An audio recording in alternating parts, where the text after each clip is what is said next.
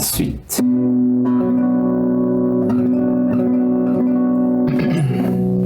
J'ai pas de thème précis pour le live.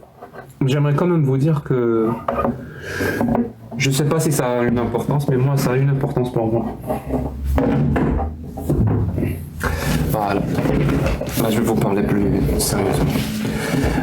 Le live d'aujourd'hui, c'est un live en français. Et vu que je numérote, je donne un chiffre à chaque live, donc semaine par semaine par semaine par semaine. Donc depuis que j'ai commencé les lives en français, ce live, c'est le numéro 42.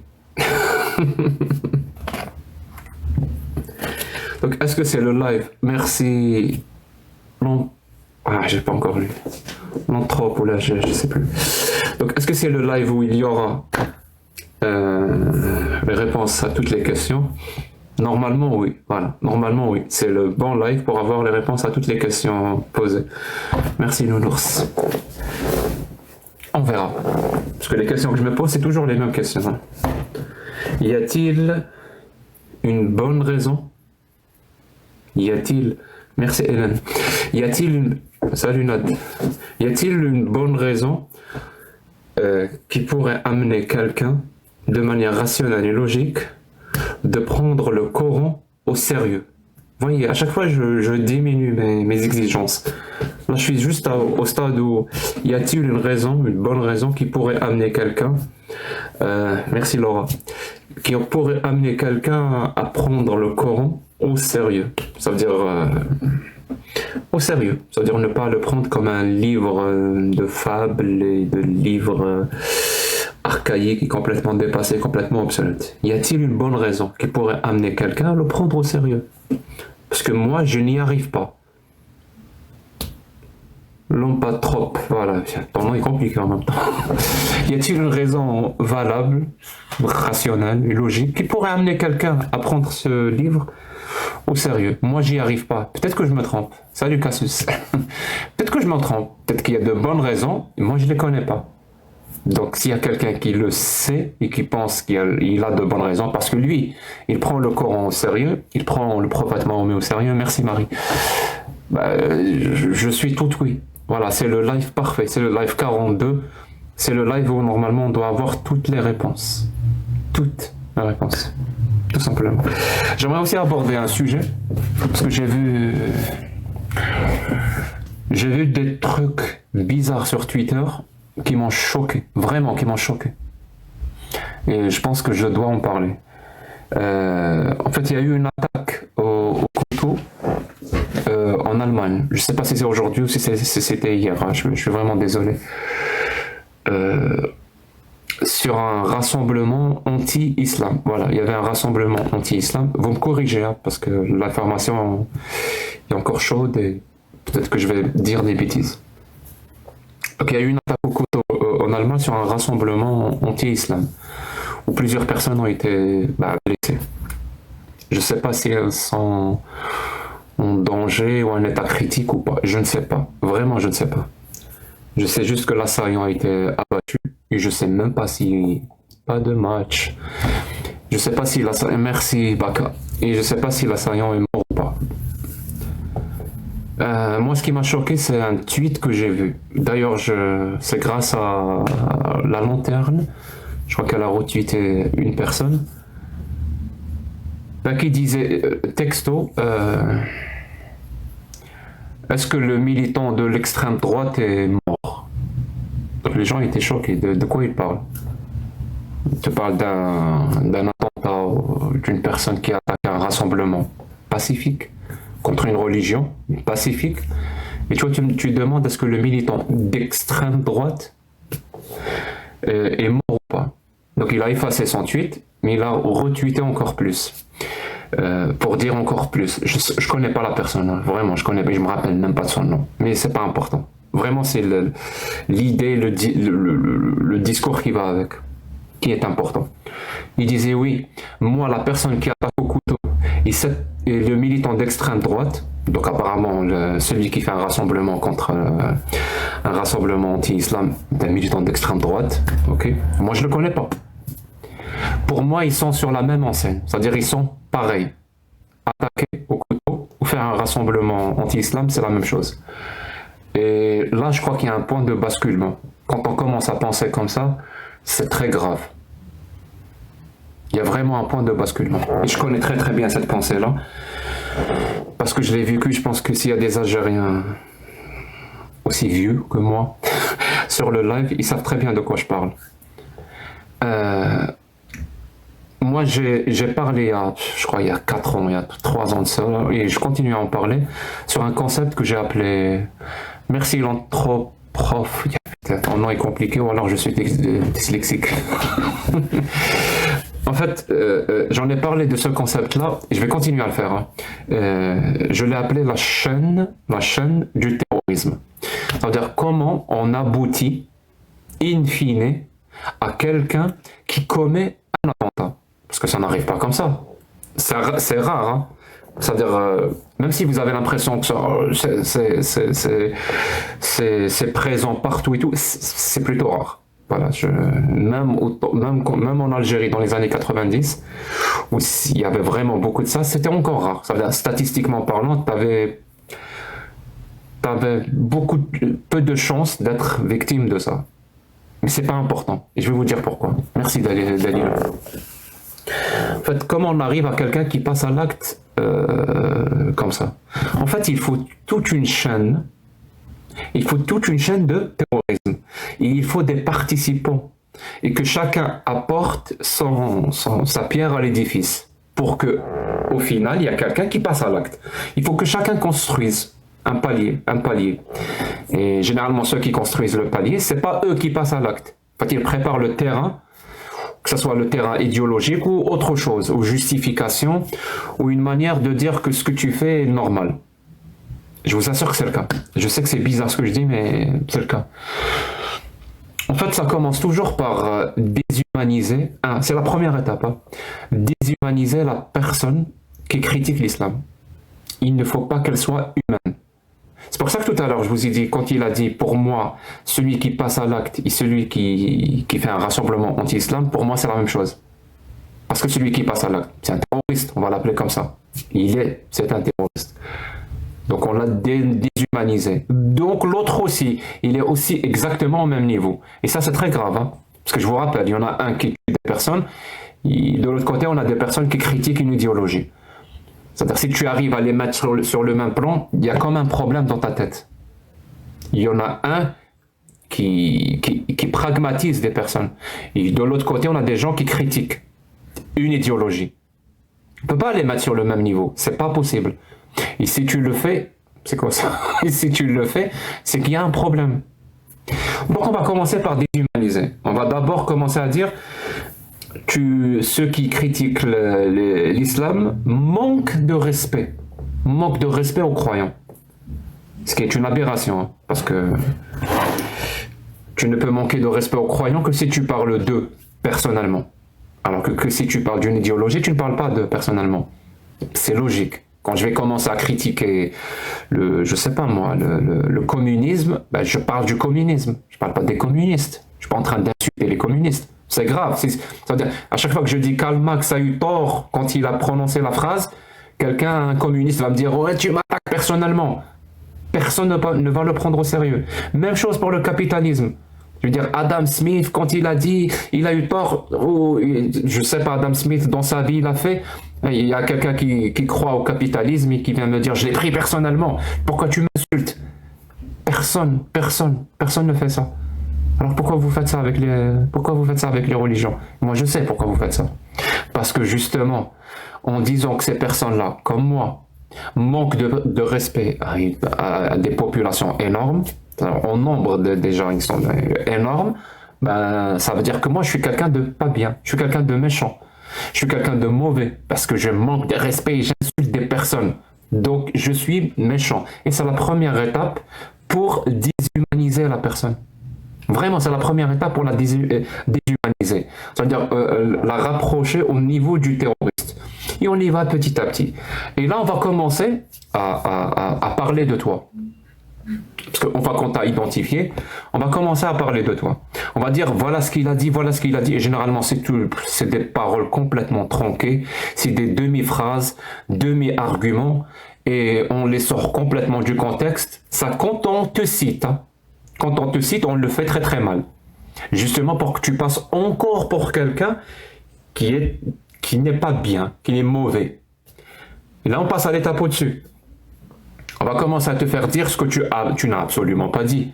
Il a insulté les musulmans, il a dit des musulmans ceci, cela. On commence à propager plein de paroles sur toi, justement dans le but de te rendre, de te sortir de la sphère des humains.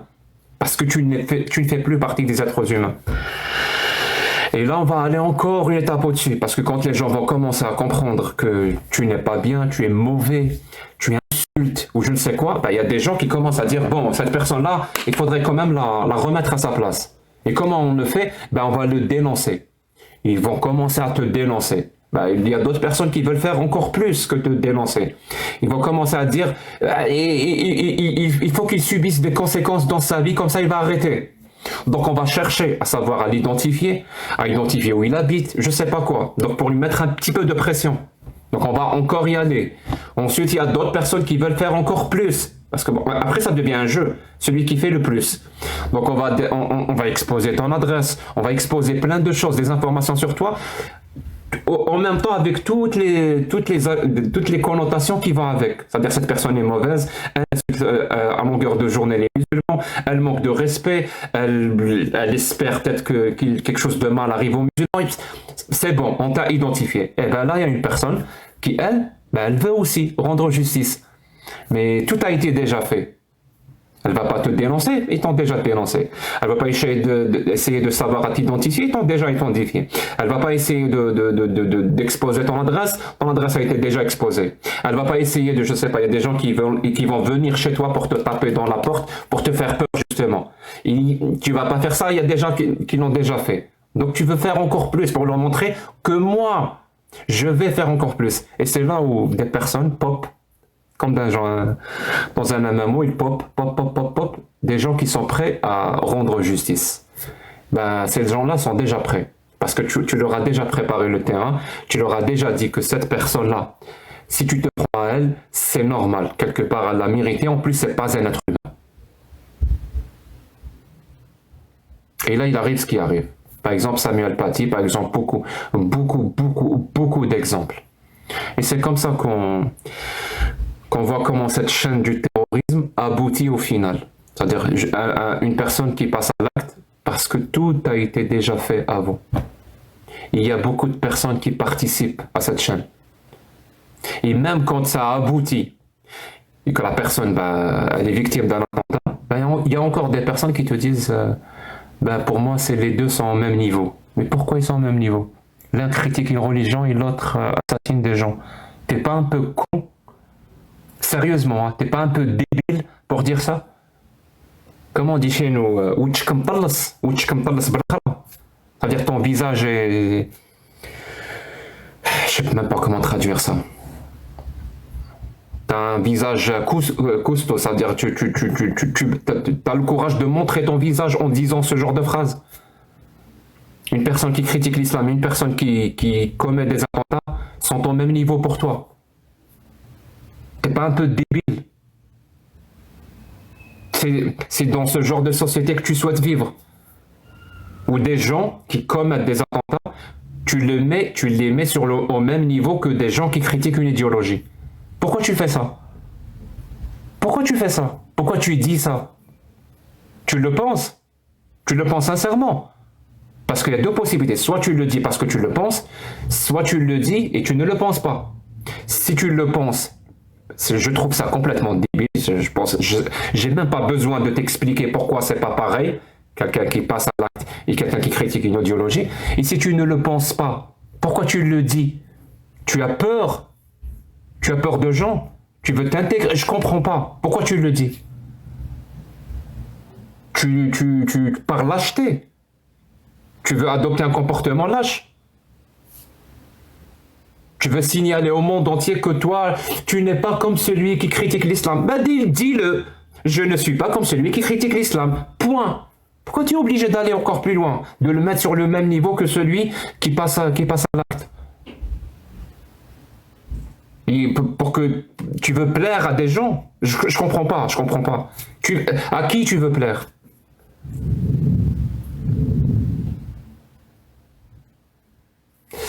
Bon, on a dépassé les 100 000. Je souhaite sincèrement qu'aujourd'hui, qu'il y ait un musulman sunnite qui m'apporte la réponse, c'est le live 42, qui m'apporte la réponse à pourquoi il faut prendre le Coran au sérieux et non pas comme un livre ou une tentative vénérable de nos aïeux, ou nos ancêtres qui ont essayé de comprendre le monde, mais bon, vu qu'ils étaient ignorants par rapport à nous, ils ont dit un petit peu n'importe quoi, tout simplement. Et je rappelle aussi, parce que je l'ai constaté, si vous croyez à une idée et vous êtes convaincu que cette idée est vraie et qu'il y a un live qui affirme le contraire, et que vous avez peur de monter dans ce live-là, lui démontrer en quoi il a tort, posez-vous des questions. Vraiment, posez-vous des questions. Est-ce que réellement vous croyez à cette religion? Vous croyez à une religion? Je suis là, j'affirme haut et fort que votre religion, c'est n'importe quoi, et vous avez peur de monter dans mon live pour me défier sur ça. Moi, le jour où j'aurai peur de défendre mes idées dans un live où il me demande de monter, merci Riham, il me demande de monter pour défendre mon idée, et moi j'aurai peur, je resterai juste dans le chat à l'insulter, à dire n'importe quoi, j'ai pas envie d'être cette personne-là, vraiment, j'ai pas envie d'être cette personne-là, je me trouverais pathétique, de rester juste sur un chat et insulter ou invectiver ou pérorer une personne qui me dit je te donne la possibilité de me démontrer que ce que je dis est faux, ou que c'est un mensonge, ou que ça ne tient pas la route, et que moi je préfère non, je peux pas monter avec toi parce que j'ai peur, je préfère me contenter du chat et t'insulter. Si vous êtes ce genre de personne, que Dieu soit avec vous. Je vais faire monter quelqu'un pour le feedback.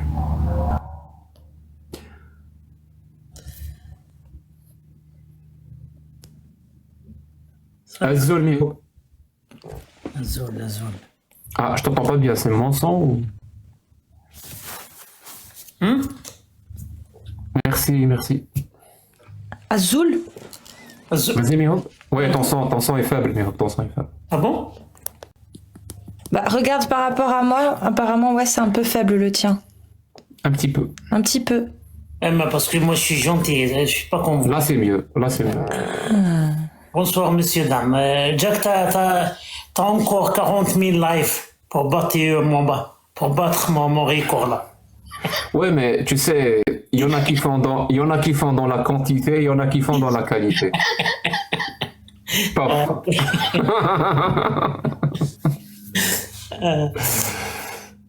Bah oui. Bien parlé, Jack, je suis d'accord. Moi aussi, j'ai vu cet accès en Allemagne, je pense. Oui, mais moi, c'est pas vraiment ça. Je sais pas si tu l'as vu, le tweet de la lanterne qui a dénoncé quelqu'un. Je suis allée le voir là quand je t'ai entendu en parler, parce que je suis pas tombée dessus. Je viens de le voir, j'ai repartagé, j'avoue que c'est... C'est grave, moi je trouve vraiment que c'est grave. Après, est-ce que ce serait pas uniquement de la provoque? Je sais pas. Tu vois, je t'ai dit, il y a deux possibilités. Soit il pense ce qu'il dit, soit il ne le pense pas. Dans les deux cas... Parce qu'il provoque beaucoup. Après, est-ce qu'il pense littéralement ce qu'il dit, ou est-ce que il idéalise peut-être aussi son combat? Je sais pas. Mais c'est vrai, il y a deux possibilités. Je pense comme ça, franchement. Parce que C'est-à-dire, d'après mon expérience, qu'on était, par exemple, dans notre application, il n'y avait pas seulement les musulmans qui pensaient ça, il y avait même les athées, ce qu'on appelle l'wasatiyin, je ne sais pas comment on dit en français, ben oui, je parlais d'eux, moi, mais ouais, qui pensaient comme ça. Franchement, il y a beaucoup de monde qui ont pas la compréhension et qui font pas la différence entre quelqu'un je sais pas, qui commet un acte et quelqu'un qui parle. Et ça, c'est vraiment dangereux. L'essentiel, on est là. ouais, on est là. En tout cas, moi, j'affirme haut et fort que Mohammed n'est pas un prophète et que Allah n'est pas un Dieu. Et j'ai de bonnes raisons de le penser, de le croire et de l'affirmer. S'il y a des personnes qui pensent que je raconte n'importe quoi, Cassius va vous expliquer la démarche à suivre. Si vous voulez rejoindre le live afin de nous exposer votre témoignage, si vous êtes apostat, tapez 2. Si vous êtes musulman sunnite, vous passerez en priorité et vous pourrez du coup nous rejoindre en tapant 7. Et pour toute autre question, tapez 42. Merci. Mashallah. Mashallah. Pardon.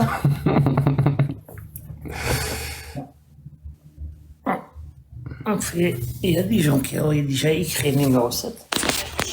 Je fais monter. Et je ne fais pas monter des gens s'ils n'écrivent pas. Salam alaikum. J'arrive, Clive. J'envoie des invitations. Et je suis à toi. Voilà, je vais monter 3 personnes et après je vais faire remonter d'autres personnes. Si vous pouvez juste fermer vos mics, je crois que Abdo c'est le premier. Ouais. Bonjour. Bonsoir. Bonsoir. Bien. Et vous? Khaloui. Désolé, je peux balancer entre l'arabe et le français? Non. Essaye de faire un effort sur le français, s'il te plaît. D'accord. Je voulais aborder des sujets par rapport au débat d'hier avec Maria. Pardon? Hier, vous étiez avec Maria sur le live. Oui, on a parlé ensemble. Non, j'étais en train c'est-à-dire de vous suivre, donc j'ai constaté 2 choses importantes. Je peux? Oui, je t'écoute. J'ai pas envie de te couper la parole. Premièrement, vous avez dit que le ayah dit que Kalkaf, désolé, وجدها تغرب في عين حامئة. Donc, l'explication réelle C'est pas moi de qui cette... le dis, Mais il n'y a pas de souci, il n'y a pas de souci. C'était Dr Khaled. معلش. عين الحامئة, c'est-à-dire quoi? C'est-à-dire par rapport à la personne qui Dhul Qarnayn, qui a vu le Shams تغرب من عين حامئة. C'est-à-dire quoi? C'est-à-dire quand on est face à la mer, on voit, c'est-à-dire le soleil se couche. Donc, c'est ça l'explication de Ayn al-Hami'a. C'est pas par rapport au soleil, parce que le soleil ne se couche jamais. Premièrement, je vais terminer uniquement, je vais terminer s'il vous plaît. Juste l'autre ayah, وش يقول ربي؟ يقول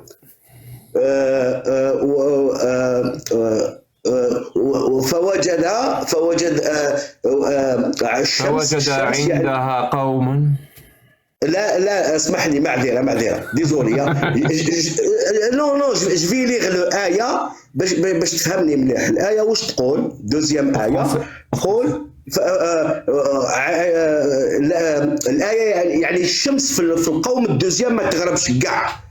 Je comprends pas l'arabe, je comprends pas. Oui, je vais expliquer. كاين 2 آيات. الأولى تقول باللي تغرب في عين حامئة والدوزيام معليش تضحك باسكو Parce que je te dis parle en français, tu continues à parler en Désolé, non, désolé. Je suis à l'aise en arabe, s'il vous plaît. Laissez-moi. Il n'y a pas de souci, c'est juste que le live d'aujourd'hui, c'est un live en français. Oui. Il y a plein Il y a de pas de lives souci. en arabe.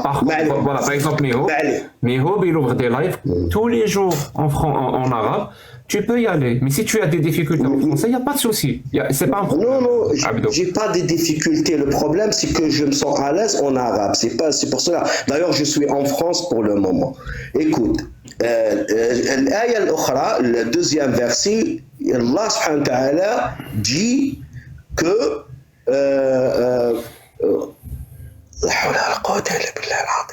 فوجد يعني deuxième verset il dit Allah subhanahu wa ta'ala que il a trouvé une nation c'est-à-dire un village dont le soleil ne se couche jamais. Donc pourquoi, une question, pourquoi, pour prouver que le Coran n'est pas juste, vous c'est-à-dire prendre comme preuve la première verset qui dit que le soleil se couche في عين الحامئة et vous n'avez pas pris, très bien, c'est bon, j'ai compris. C'est bon. Je peux parler dans mon live ou pas? Deuxième. Je peux toujours pas parler dans mon live. Non. Dans 30 secondes. 30 je peux toujours pas. Mon pote, allez-y. parce que sinon, ça va. Sinon, c'est non, vous avez, justement, désolé monsieur, vous avez l'autorité de le mic. Donc, vous utilisez l'autorité. S'il te plaît, laisse-moi parler dans mon live. Allez-y. Merci. Tu as dit le soleil ne se couche pas, on est d'accord? Deuxième. Non, d'après toi, le soleil ne se couche pas. Oui, dans certaines régions. Donc il y a d'autres régions où le soleil se couche? Oui. Il va où quand il se couche? Je ne sais pas. Là, je ne sais pas. Toi, par exemple, tu es en France. Oui. Le soleil s'est couché ou pas encore? Pas encore, il reste 20 minutes. Dans 20 minutes, quand le soleil se couchera? Oui. Il ira où? Il ira juste à côté, c'est-à-dire la ville prochaine. Prochaine ville, disons. Donc le soleil, quand il se couche, il va dans la ville prochaine. En allant vers l'ouest. En allant vers l'ouest, c'est-à-dire c'est le soleil qui va vers l'ouest comme ça, de ville en ville. Oui. Et donc, à quel moment il se couche? Je comprends pas. La ville où je suis, il se couche peut-être à 9h30. L'autre ville, 9h40 minutes. Disons qu'il est 23h chez toi. Le soleil s'est couché. C'est couché, oui. Il est où? Mais l'autre... Il est où quand il se couche? Il va où? Dans quel endroit? Je ne sais pas. Est-ce qu'il va quelque part quand il se couche? Je ne sais pas. Moi, ça dépend. Tu ne sais pas? Tu ne sais pas? Oui. Explique-moi comment tu expliques le jour et la nuit, le cycle jour et nuit. Comment tu l'expliques, toi? Chaque personne, par rapport à l'endroit où il est, c'est-à-dire se retrouve, il détecte, si vous voulez, le jour et la nuit. Mais comment tu expliques le jour et la nuit, le cycle? Comment tu l'expliques, toi? Pourquoi il y a un cycle jour et nuit sur la planète Terre? Pourquoi? Là, c'est une autre explication. Peut-être vous ne croyez pas, parce que j'ai décidé de c'est-à-dire débattre uniquement dans un sens logique. Je voulais pas, c'est-à-dire lire des sourates, puisque pas de sourate, d'après toi. D'après moi, j'ai pas bien compris la question, s'il vous plaît. La question est, quelle est la forme de la Terre? La forme de la Terre, elle est comme, c'est-à-dire un œuf. Un œuf? Oui, c'est ça. Oui, c'est ça. Quel œuf? Quel œuf? œuf du poulet, si vous voulez. Elle est comme un œuf du poulet. Oui, c'est ça. C'est-à-dire, elle est un peu étirée. Elle est un peu étirée vers le haut. Je ne sais pas, vers le haut, vers le bas, vers la gauche, vers la droite. Donc voilà, on a la planète Terre. Comme un œuf d'autruche. On a la planète Terre qui est comme un œuf de poule ou d'autruche. Et dans le système solaire, c'est comment? C'est la Terre qui va tourner autour du Soleil ou c'est le Soleil qui tourne autour de la Terre? Monsieur Jacques, s'il vous plaît. Oui, ça me plaît. Vous êtes intellectuel. Moi, je suis un peu carré. Désolé. Moi, je voulais savoir une question.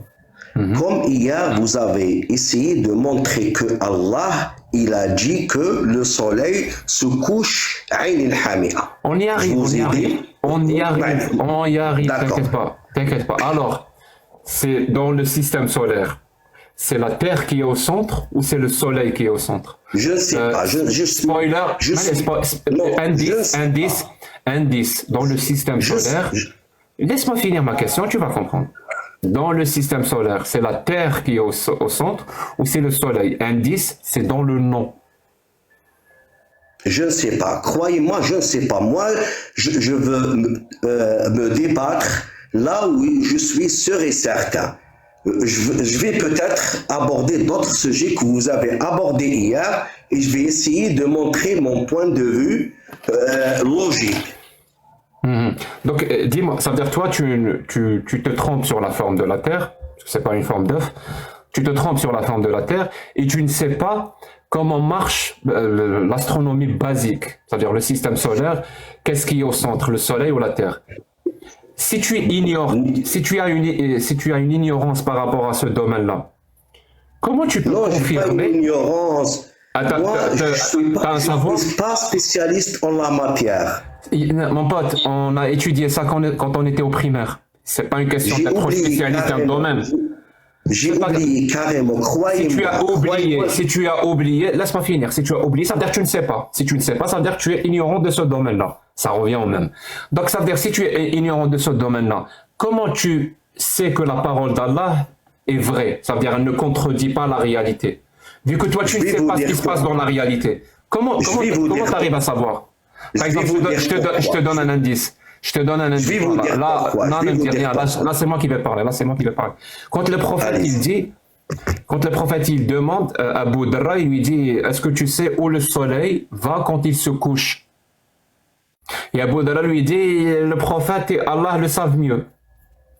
Et le prophète lui dit, quand le soleil se couche, il va aller se prosterner sous le trône d'Allah. Et ceci, comme le dit Allahu Azza wa Jal dans le Coran, le soleil court vers son gîte. C'est-à-dire le prophète qui explique un verset. C'est-à-dire quand le soleil se couche, il va aller se prosterner sous le trône d'Allah. Et il va attendre que Allah l'autorise à se lever. Et Allah l'autorise. Mais un jour, Allah ne va pas lui autoriser. Il va lui dire, reviens d'où tu viens. Et ce jour-là, le soleil va se coucher de l'ouest. Et ça sera le jour du jugement dernier. Ça, c'est un hadith authentique. Dis-moi s'il te plaît. Allez-y. Donc toi, tu es en France. Quand le soleil va se coucher, il va aller se prosterner sous le trône d'Allah? Merci. Est-ce qu'il a raison, le prophète? Il a raison. Je vais vous dire pourquoi. Très bien. S'il a raison, le prophète. Non. J'ai pas fini. Oui, je n'ai fini. Quand même, tout ce que j'ai dit tout à l'heure, c'est pour poser cette question. Tu ne vas pas me l'enlever. Merci. Donc, si le soleil va se coucher sous le trône d'Allah, donc chez toi en France, quand il va se coucher, moi je suis en Amérique du Nord. Quand chez toi le soleil se couche, il va aller se prosterner sous le trône d'Allah. Pourquoi je le vois moi en même temps? D'accord. Je vais vous dire pourquoi. Je vais vous expliquer. Alors le ayat. حتى إذا بلغ مطلع الشمس وجدها تطلع على قوم لم نجعل لهم من دونها سترا. C'est-à-dire il y a une région là où le soleil ne se couche jamais. Mon pote, je répète, non, je ne vais pas te laisser blablater pour ne rien dire. Je répète ma question. Je vais Contre le répondre. soleil. Non, si tu réponds pas, je passe la parole à la personne à côté. Je suis pas là pour m'énerver, me battre avec toi juste pour avoir une réponse simple. Je vais vous répondre. Je répète. Je vais vous répondre. Quand le soleil se couche en France, il va aller se prosterner sous le trône d'Allah. Pourquoi je le vois en même temps? Pourquoi vous me dites, je vais c'est-à-dire je sais pas comment, تنحي le micro ولا تحبطني. Il faut savoir اللغة العربية. Il faut savoir اللغة العربية. C'est par rapport à d'autres choses. C'est par rapport à d'autres choses. Vas-y, Miro, parce que j'abandonne. Ma question, elle est simple, mais... Allez-y, vous pouvez me débattre. Ton micro est fermé, Miro. Désolé. Moi, je vois quand même que Jack était quand même patient avec toi. Est-ce que tu peux répondre à la question? Oui, je peux répondre. Je peux répondre. Ouais, parce que moi, je vais, parce que le soleil ne se couche pas chez nous maintenant. Hein. Oui, je vais vous répondre. C'est très simple, اللغة العربية, elle est très riche. Quand on Attention, dit, par exemple, à chaque fois il dit je vais répondre, c'est très simple, lui il répond pas. Vous voulez des réponses à votre mesure. Merci beaucoup, mon ami. Crimo, bonsoir. Bonsoir tout le monde. Salut. Salut. Excuse-moi, j'ai pas l'habitude des live TikTok, je sais pas si je dois mettre la caméra ou pas. On aimerait bien si tu veux, si tu as la Je possibilité. sais même pas comment faire, avec plaisir. C'est plus convivial. Je t'envoie l'invitation pour... Je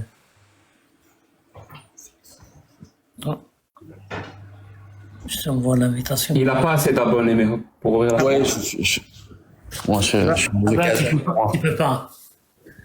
Oui, bah, tout d'abord, j'ai découvert Jack le Fou avec la vidéo de Le Précepteur. Je sais pas si tout le monde voit. Donc, bien évidemment, je suis pas du tout d'accord sur plusieurs points, sur son point de vue. Je suis pas instruit dans le dogme religieux, donc je suis musulman sunnite. Voilà, j'ai les bases de l'islam, hein, comme tout le monde. Mais j'avais un problème, moi, sur la posture de Jack, donc je sais pas s'il est prêt à en discuter ou s'il veut concentrer uniquement le débat sur le dogme. Dis-moi sur quel point tu n'étais pas d'accord. Là, à t'écouter, j'ai l'impression que le musulman, le croyant, il a deux choix. Soit il croit parce qu'il est ignorant, ou soit il croit parce qu'il a un vice interne.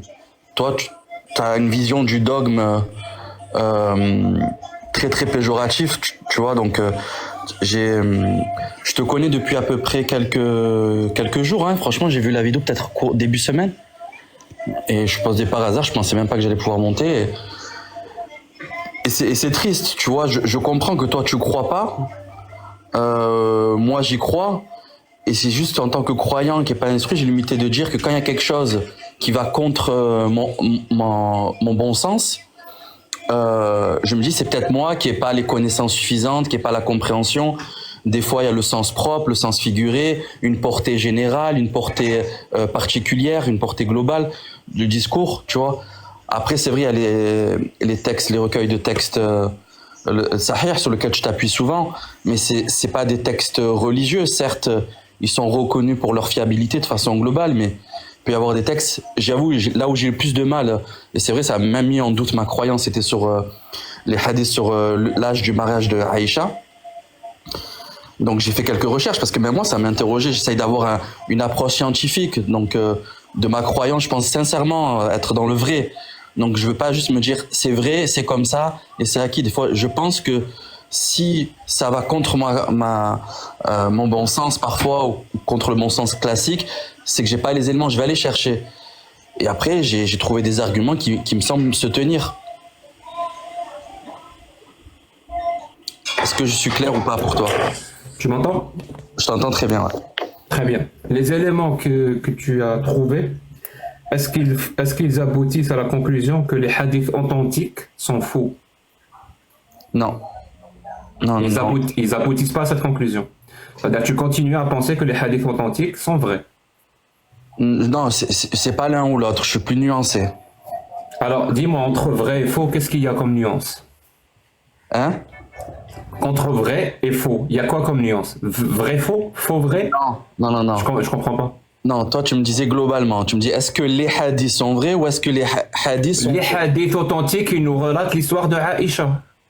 Tu vas parler Voilà, de ça? moi je pense qu'il y en a qui sont vrais, qui sont authentiques, vérifiés, et il y en a qui sont faibles. Je répète, l'histoire, les hadiths qui nous relatent l'âge du mariage de Aïcha. Oui. Tes recherches, ils aboutissent à ce que ces hadiths-là sont vrais ou ils sont faux? C'est un sujet qui est encore en travail. Moi, je pense, j'ai deux points de vue. J'ai recherché. Je pense que c'est soit il est vrai, ce sont les mœurs de l'époque, et que le hadith, il a juste valeur narrative et pas valeur juridique, tu vois. Le prophète, apparemment, il n'y avait pas que lui. Il y a d'autres prophètes de l'évangile. Dis-moi s'il te plaît, hein. Dis-moi. Parce que j'ai comme des doutes que tu sois musulman. Pourquoi? Je sais pas. Ça, parfois, des doutes comme ça me traversent. Mais tu vas m'aider pour les dissiper. Oui. Ok? Très bien. Le prophète, à quel âge il a reçu la révélation? Je pourrais pas te dire, je pense 33 ans. 33 ans, ok. Je sais plus, je pourrais pas te dire. Non, Il était marié? À ma connaissance, il était marié avec j'ai oublié la commerçante, j'ai plus le nom en tête. La commerçante. Une femme commerçante, femme riche. Il avait 33 ans, il était marié avec une commerçante. Excuse-moi, j'ai beaucoup d'humilité, je te dis, j'ai pas je connais que le dogme. Non, parce que tout à l'heure tu as fait une affirmation, tu as dit, Jack, pour toi, la plupart des musulmans sunnites ignorent leur religion. Parce que effectivement, j'ai fait cette affirmation chez mon ami Charles, le précepteur que je salue. J'ai fait cette affirmation. Bah, je voulais juste confirmer que est-ce que toi, en tant que musulman sunnite, bah, tu corresponds à la définition que j'ai donnée, c'est-à-dire une ignorance de la religion ou pas? Pour le moment, 33 ans, marié à une commerçante, ça commence mal, hein, je te le dis. Enfin, ça commence mal pour toi. Il y a de fortes chances. Affirmation, ça commence mal. Non, mais je te donne raison, il y a entièrement raison. Je suis plus proche de l'ignorant que du savant, il n'y a aucun doute. Très bien. Donc, de ce point de vue-là, tu m'as dit que j'étais pas d'accord avec toi, et finalement, tu es toi-même la preuve que j'ai raison. Oui, Merci. C'est bon, merci. Alors, d'après les hadiths authentiques, encore une fois, le prophète avait 40 ans quand il a reçu la révélation. Il était marié avec Khadija. Oui. C'est bon? Oui. Donc c'est l'histoire de ton prophète. C'est ce qui est écrit dans les hadiths authentiques. Tu le crois ça ou pas? Pour l'instant, je le crois, ouais. Tu le crois. Et d'après les hadiths authentiques, toujours, il s'est marié avec Aïcha quand il avait 51 ans et elle 6 ans. Et ça, tu le crois ou pas? Moi, je le crois. Je crois qu'il s'est marié à 6 ans, il a consommé à 9 ans. C'est ce quoi. Très bien, merci beaucoup. Tu vois, on avance. Petit à petit, on avance. Donc pour toi, ces hadiths sont authentiques. Est-ce que tu sais pourquoi nous, on parle de ça? Le mariage du prophète avec Aïcha. Est-ce que tu sais pourquoi on en parle? Ton postulat de départ qu'un prophète qui est censé être vertueux, qui a ce comportement-là, c'est pas normal. Et que la religion, du coup, c'est pas elle vient pas de Dieu, mais elle vient de l'homme. Non. Alors, je vais te dire, parce que moi, en tant qu'athée, je vis en 2024. Cette histoire s'est passée il y a 1450, je sais pas. Je m'en fous de ce qui s'est passé. Je vais pas porter plainte contre le prophète pour, je sais pas, pour viol ou pour autre chose. Ok, je ne peux pas. Ça ne sert absolument à rien. C'est-à-dire, si j'en parle, c'est parce que ces hadiths-là authentiques, qui font partie de l'islam sunnite, sont utilisés dans la charia islamique pour dire que le mariage des petites filles est halal. Oui. Voilà pourquoi j'en parle. Ok. Et tu sais, c'est pas la seule preuve que le mariage des petites filles est halal. Mais il y a des versets coraniques qui parlent du mariage des petites filles. Et elle n'en parle pas pour l'interdire. Elle en parle pour codifier cette pratique et légiférer sa pratique. Donc, Même en Inde, il y a le ça, mariage c'est des Allah. petites filles en Inde Ça, aussi. c'est Allah. En Ça, Inde, c'est il y a le Allah. mariage des petites filles. Non, mais Pardon? En Inde, il y a le mariage des petites filles aussi en Inde. Tu compares Allah aux Indiens, je comprends pas. Non, mais je veux juste te dire comme Oui. quoi. C'est-à-dire si les Indiens font Jusqu'à cette erreur, maintenant- c'est normal que Allah fasse cette erreur. Merci beaucoup. Non, je vais je venir dis vers pas ça. toi. Je vais venir vers toi, Ali. Je vais finir juste avec Klim. Non, mais Ali, il a une façon d'argumenter. On dirait mon fils, même papa, il n'y a pas que moi. Donc, moi. Au moins, toi, tu as compris le sophisme. Oui, oui. C'est-à-dire, la double faute. Ça veut On va, dire justifier, qu'en Inde- on va justifier une faute par une autre faute. Moi, je te dis, si on parle de ce hadith-là, c'est parce qu'il est utilisé dans la législation, dans la charia, Bien sûr que comme preuve que Allah a autorisé le mariage des petites filles. Et effectivement, ça se tient. Parce que Écoute. c'est écrit dans le Coran, le prophète, qui a reçu la révélation lui-même, a fait ce genre de mariage, et le consensus des quatre écoles, Oui. il conclut que le mariage des petites filles est halal dans la charia. Tu es d'accord avec ça ou pas? Non, ça par contre, j'aimerais vérifier par moi-même ce que tu dis. Qu'est-ce que tu aimerais vérifier? Que les 4 écoles, je dis que valident le mariage. Mais les quatre écoles, ils valident parce qu'il y a un verset coranique et des hadiths authentiques. C'est pour ça qu'ils valident. Ils ne valident pas de leur tête. Oui, Ils bien valident source à l'appui. Et la source, la première c'est le Coran, le deuxième c'est les hadiths. Tu sais, quand tu as une croyance, surtout la foi, hein, c'est quelque chose de vraiment très très implanté. C'est dur d'aller contre soi-même. Donc moi, j'entends ce que tu dis. Je veux pas juste être dans le. Non mais qu'est-ce que ça te renseigne sur Allah Ben, qui autorise le mariage des Moi, petites je filles? mélange deux Ça te choses. renseigne quoi? Juste avant de te répondre, pour moi, tu mélanges deux choses. C'est pour ça que c'est dur de te répondre. Tu parles de la foi, du fait religieux, et après tu parles des croyants, de leur comportement. Si tu veux chercher un allié contre le comportement de certains musulmans, de certaines pratiques, tu trouveras avec moi un allié. Si J'ai rien compris. on veut dire, ce que je veux dire, c'est qu'il faut pas mélanger le fait religieux, d'accord, la croyance, la foi, que moi je dis ceci, la foi, et après ceux qui la pratiquent, d'accord. J'ai toujours rien compris. Est-ce que je t'ai parlé de la foi? Je t'ai parlé des pratiquants? compris, Je t'ai oui. parlé d'Allah. C'est ce que j'ai compris. Pour moi, Allah, Je te parle d'Allah dans le Coran qui autorise le mariage des petites filles. Tu en penses quoi d'Allah? je peux pas croire qu'il l'autorise. J'ai du mal à l'accepter comme ça. Là, comme ça. Donc tu refuses la parole d'Allah, je comprends pas. Tu refuses Non. la parole d'Allah comme elle est décrite dans l'islam sunnite? Non, je refuse ta parole. Tu me dis que c'est écrit dans le C'est quoi? Coran. Je suis athée, moi je crois pas que Mais Allah tout a existe. sorti ce verset, c'est simple. Pourquoi tu me poses pas la question, Jack? Tu affirmes que Allah autorise le mariage des petites filles. La première question aurait été, Jack, c'est quoi le verset? Pourtant tu l'as pas fait. Pourquoi? À ton avis, pourquoi t'as pas fait ça? Parce que tu as peur de découvrir que c'est vrai ce que je dis? Non. Tu préfères continuer à penser que j'invente au lieu de me challenger et de me défier, de prouver que ce que je dis est vrai. Tu préfères Non, non. continuer Non. à penser que je raconte n'importe quoi. Alors c'est le verset 65, 4. Va le lire. 65, 4. Surat al-Talaq, al-aya raqam 4.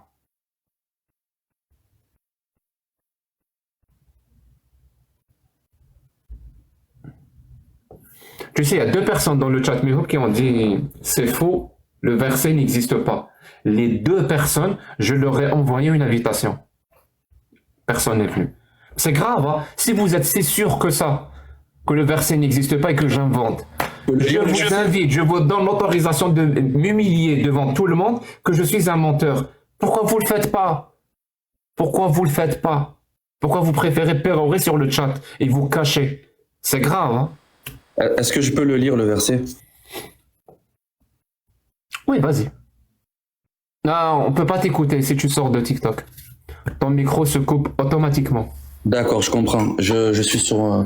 Je le connais. والله يئسنا من المحيض من نسائكم من ارتبتم فعدتهن 3 أشهر واللائي لم يحض. Tu parles pas arabe, je suppose. Non. Je le connais pas en français. J'ai pas envie de faire des erreurs, mais en gros, Allah dit. Tu peux le lire en français? Oui, je vais prendre le deuxième téléphone. Okay, Ah, excuse-moi, je crois que c'est 65, 4. Sourate 65. Alors, Je l'ai devant les yeux. Si vous avez des doutes à propos de la période d'attente, période de viduité, de vos femmes qui n'espèrent plus avoir de règles, leur délai est de 3 mois.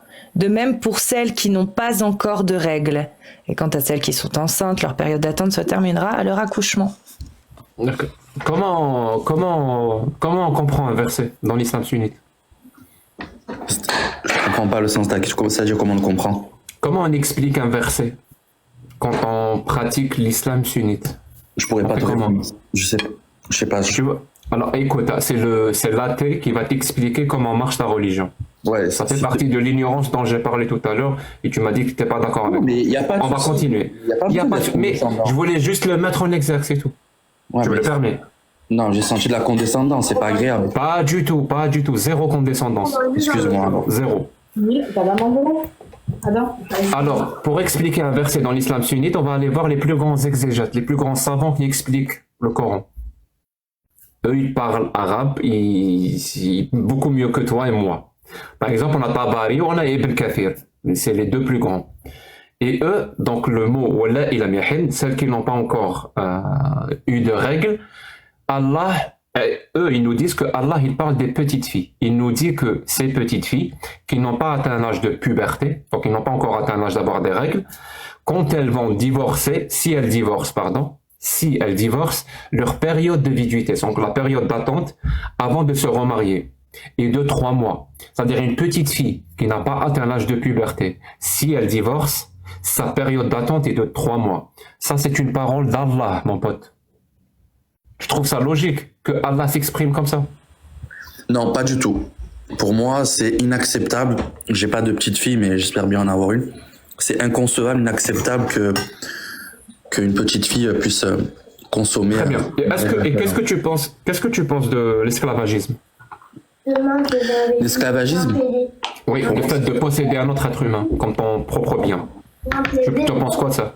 C'est un traitement indigne de l'individu. Tu es contre ça? Bien sûr. Sans ambiguïté. Et à ton avis, Allah il pense quoi de cette pratique? Comment? Allah il pense quoi de cette pratique, d'après toi? Je sais qu'il il a validé la pratique dans certains cas. Oui, la valider est forcément dans certains cas. C'est toujours le cas. Oui, On ne valide pas quelque chose de manière générale. Donc il l'a validé. Forcément dans certains cas. Donc il l'a validé. Dans certains, c'est-à-dire l'esclavage. Et toi, tu la valides dans certains cas ou tu la refuses dans tous les cas? Dans le sens duquel j'ai moi l'esclavage, je la valide dans aucun cas. Dans aucun cas. Alors que Allah la valide dans certains cas d'après toi. Donc on a Allah qui autorise le mariage des petites filles. Toi, tu es contre. Moi aussi, je suis contre. On a Allah qui valide dans certains cas la pratique de l'esclavagisme. Toi, tu es contre. Moi aussi, je suis contre. Dis-moi, s'il te plaît, est-ce que tu es exactement comme moi, Clément, et que pour décider avec ta propre conscience de ce qui est bon ou mal, ben, t'as pas besoin de l'islam sunnite pour ça. Tu le décides toi-même. Tu es comme moi, finalement. Oui, est-ce que je peux... J'avais un terme qu'on m'a appris qui s'appelle ijtihad. Si je l'ai bien compris, c'est l'effort de réflexion. Ça veut dire que quand on n'a pas la connaissance, Tu as fermé ton mic. c'est comme ça que je vois mon islam. Tu as fermé Ouais, ton j'ai mic. reçu un appel, excuse-moi. Il n'y a pas de souci. Mais l'ijtihad, il y a une règle dans l'islam sunnite qui dit la ijtihada ma'an nas. Ça veut dire pas d'effort, on fait pas d'effort avec le texte et surtout le texte clair. Donc quand on a un texte clair de la parole d'Allah et la parole du prophète ou les actes du prophète ou ce que le prophète a décidé, on n'a pas d'effort à faire. C'est interdit dans l'islam sunnite. C'est-à-dire si tu fais un effort pour conclure le contraire d'Allah, ça veut dire tu es contre la parole d'Allah. Mais les choses qui sont pas claires et tout, oui, fais des efforts. Mais les choses qui sont claires, c'est interdit dans l'islam sunnite de faire des efforts. Al-ijtihad. Ben, si tu m'entends, moi ce que j'avais appris, c'est que dans le Coran, il y a des versets clairs, explicites, sans ambiguïté, et d'autres qui sont beaucoup plus équivoques. Oui, comme le mariage des petites filles et comme l'esclavagisme, sont clairs, sans équivoque. Alors, du coup, moi, je suis obligé d'avoir une posture quand je suis croyant, je l'ai dit en tout sans état d'âme, c'est que s'il y a quelque chose qui va contre ma raison, je vais essayer d'interpréter. Par exemple, je vais me dire que l'esclavage dont parle... Ouais, tu peux faire ça, mais tu peux aussi être honnête envers toi-même, non? Non, parce que je pense pas que c'est la malhonnêteté, parce que... Un petit peu quand même. Je dirais, c'est au moins de la manipulation. Je te donne un exemple pour que tu comprennes. Disons que toi, tu rencontres un hindou. C'est quelqu'un qui a... Sa religion, c'est l'hindouisme. Oui. Et donc, il a un livre sacré, lui aussi, qui s'appelle le Veda ou le Vidas. On appelle ça comme tu veux. Et il a un dieu qui s'appelle Brahma. Oui. Et dans ce livre-là, c'est écrit, quand un homme atteint l'âge de 18 ans, il doit frapper sa mère. Lui te dit, bon, là, je vais, avec ma croyance, avec ma foi, je suis obligé de ne pas tenir compte de cette parole et continuer à croire à l'hindouisme. Est-ce que c'est une bonne démarche pour toi? Est-ce qu'il est honnête envers lui-même? Le cas d'espèce que tu présentes, pas du tout. Là, je te donne très bien. Alors, je te donne exactement le même exemple. Toujours, c'est un hindou. Il a son livre, le Vidas.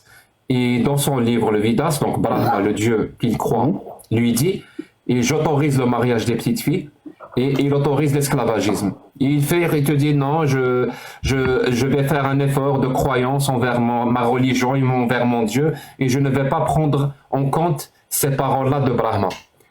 Est-ce qu'il est honnête envers lui-même? Je vois où tu veux m'amener, mais Non, je t'ai déjà emmené. Non, mais tu me laisses pas développer un argument. Est-ce qu'il est honnête envers lui-même en faisant ça? Là, dans ton exemple, non. Mais ici, on remplace le mot Brahma par Allah.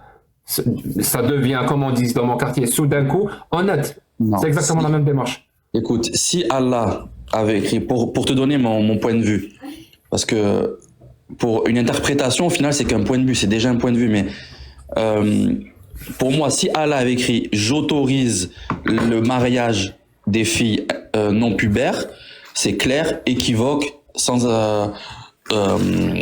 voilà, j'aurais pas de porte de sortie pour essayer de trouver une interprétation. Très bien, tu penses qu'il a interdit alors? Hein? Tu penses qu'il a interdit dans ce cas-là? Non, il a autorisé. Hein?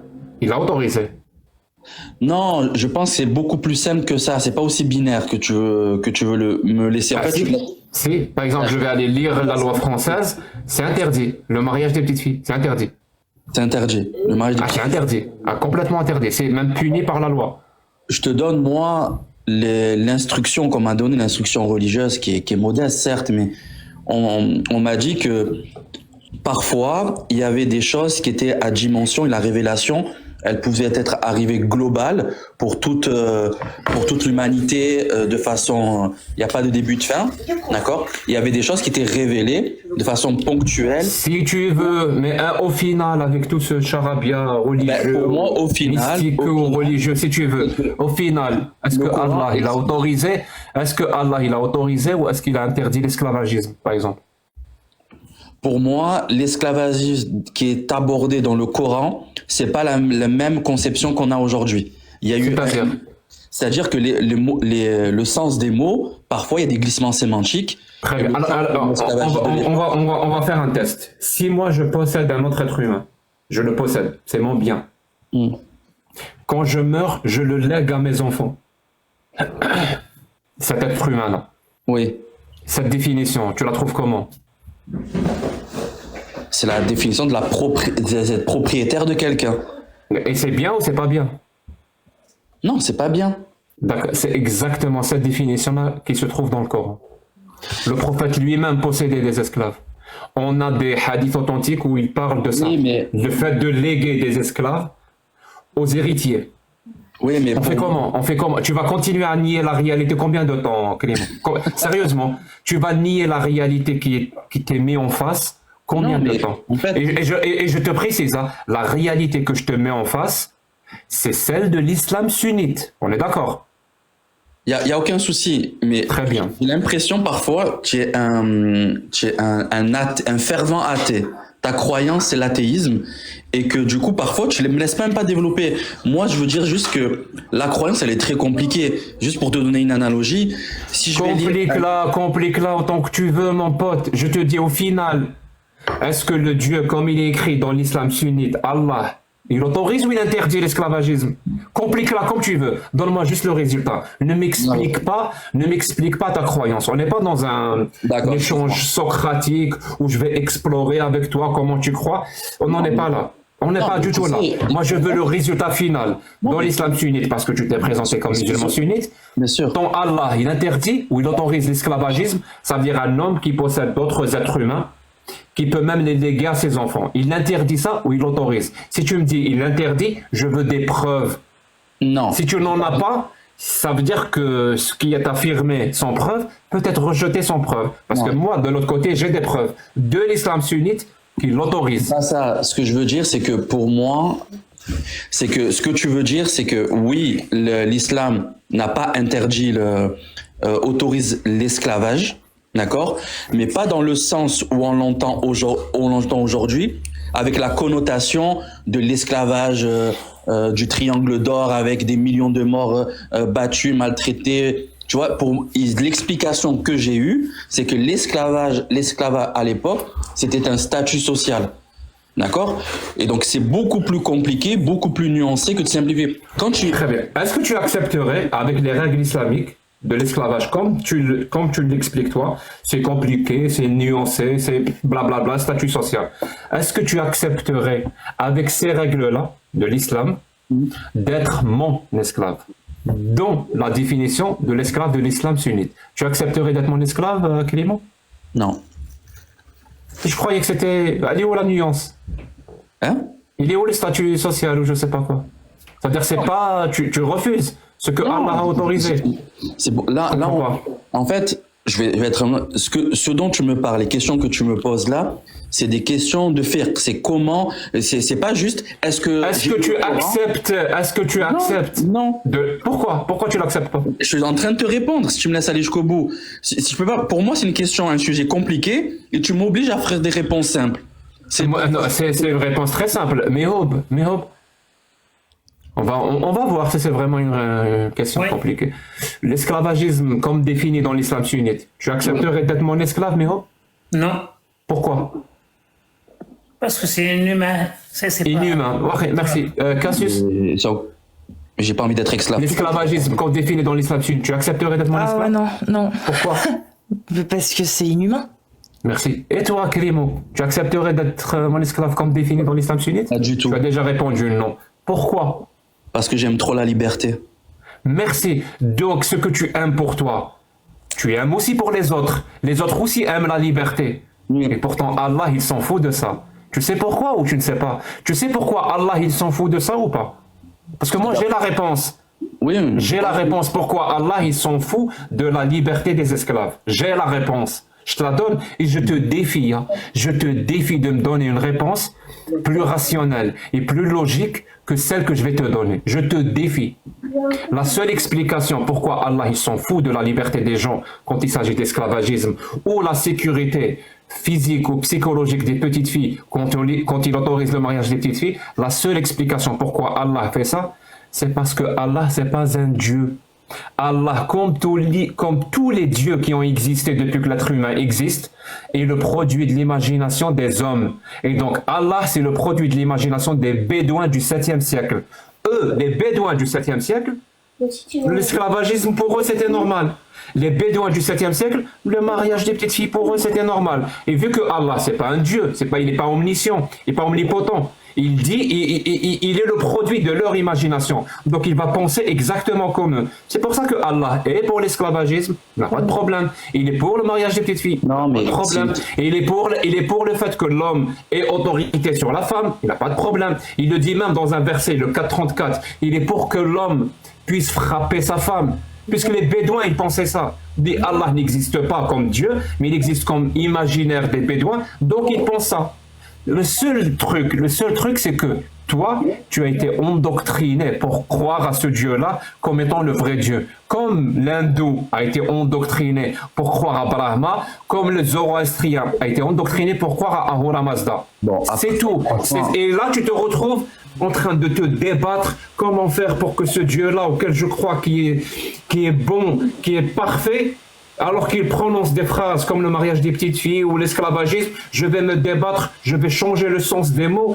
Mais ma parole, jusqu'à où tu vas tordre la réalité, la logique et la rationalité pour faire cohabiter ce bordel qui existe dans ta tête, qui est issu de l'endoctrinement. Jusqu'à quand? Jusqu'à quand? D'accord.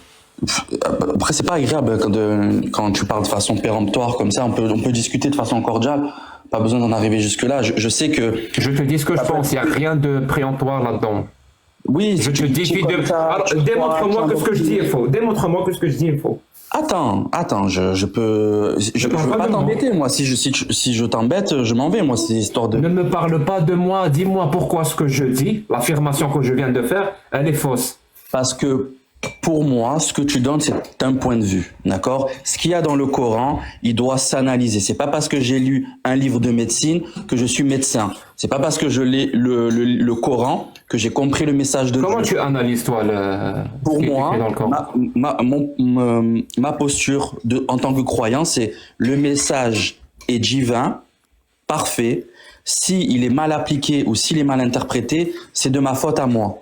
Très bien. Alors, dis-moi comment tu vas interpréter et comment tu vas appliquer quand Allah, dans le verset An-Nisa 34, donc les femmes 34, il dit « Et celles dont vous craignez la désobéissance, frappez-les ». Il parle des épouses. Alors, donc il dit aux musulmans « Les épouses dont vous craignez la désobéissance », dans 3 étapes, la dernière, frappez-les. Comment tu analyses ça? Comment tu interprètes ça? Comment tu l'appliques? Je t'écoute. Je te réponds. En plus, je pense que tu es marié. J'aimerais bien savoir si ta femme, qui est en train d'écouter ou pas, elle pense que tu peux la frapper. Elle pense que d'après Allah, tu peux la frapper. Est-ce que je peux te frapper? Non, elle a été. Je sais pas si j'ai entendu. Mais c'est Allah qui l'a dit. Donc vous êtes contre la parole d'Allah? En plus, il m'autorise 4 femmes. Non, elle te donne raison. Moi, je te réponds pour être sérieux. Pour être sérieux, il y a quand je cherche la connaissance, le sens qu'on m'a donné, c'est que il fallait pas le prendre au sens propre, c'est au sens figuré, dans le sens de corriger les. Et on peut corriger sa femme comme on corrige un enfant à l'école. On frappe pas un enfant. Est-ce que le verset, c'est écrit corriger ou frapper? Corrige-moi au moins sur ça. Je sais que c'est ad-darbo le mot en arabe. Non, corrige-moi au moins sur ça. Le verset, il dit corriger ou frapper? Il y a écrit frapper.